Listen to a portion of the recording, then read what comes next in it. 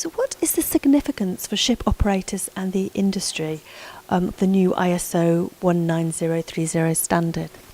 It will give them a tremendous opportunity to do better decisions by having access to more data to analyze the performance of the vessels, both historically and then assessing what to do for the future.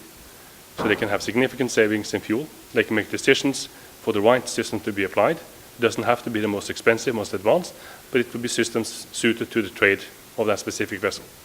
So there's a lot of money to be saved in it for the owners by applying this standard. Okay, Neil, could I ask you a bit more about, how it will affect ship owners' bottom line? Well, first of all, they will save fuel. We have seen several cases where owners, but they do not really understand what the underwater hull is affected by. So if you have fouling, for example, and you do not do anything because you're not aware of what happens, you delay any underwater cleanings, meaning that you will spend a lot of fuel before you actually do something. By having a standard, you can then start to analyze, and you can have a much better idea on when I should do some initiatives, if I have to do any initiatives, what are the effects of these initiatives. For example, you had a case where the owner actually had a $1.8 million saving between two periods. But within the worst period, they had a significant drop in performance. If they had done much quicker initiatives to do the cleaning or inspections, they could have saved maybe $1 million just by doing that. So having the right information on what paint system should I use, they would then be able to have a slightly more higher investment for the next period, but by doing so, they will have a significantly lower fuel bill when they sail the ship. In my opinion, it's a good start. Ideally, you should have a setup that can measure every step of the way for the engine chain. Today we do hull and propeller performance monitoring. We could also do weather routing, have an applicable standard to do that. You can have crew management. You can have engine management.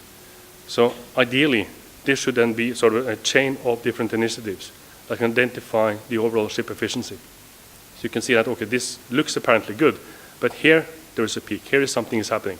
So you can go in and take actions on that specific. We also expect that the standard will be revised, be both simpler to use, but also then be more accurate in its application for the future. It will be revised every 3 years, and based on all the learnings we have, it will be an improved standard. And it can also be more default methods put into the standard, so you have more variety. But the basic thing is, it will still be the same KPIs that you measure upon, so it's open, transparent, and equal for all. And what about the container ship sector? Again, how will this standard benefit the owners within that shipping sector?